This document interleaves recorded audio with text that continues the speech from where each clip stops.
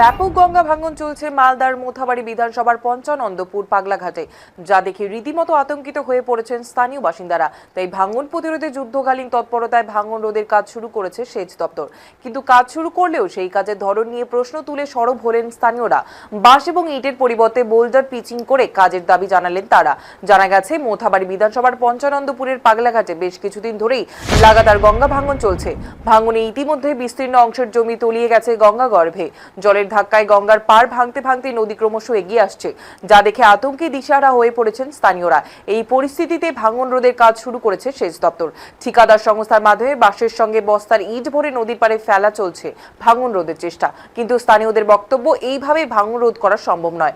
বর্তমানে যেভাবে কাজ হচ্ছে তাতে কোনো মতেই ভাঙন আটকানো যাবে না। কাজের সমস্ত টাকাই জলে যাচ্ছে। তাদের বক্তব্য, ভাঙন রোধ করতে হলে বোল্ডার পিচিং করে কাজ করতে হবে, তবেই গঙ্গা ভাঙন রোধ করা সম্ভব হবে, নচেত নয়। তাই এই বিষয়ে তার প্রশাসনের দৃষ্টি আকর্ষণ করছেন, যাতে প্রশাসন ভাঙন রোধে কার্যকরী পদক্ষেপ গ্রহণ করে।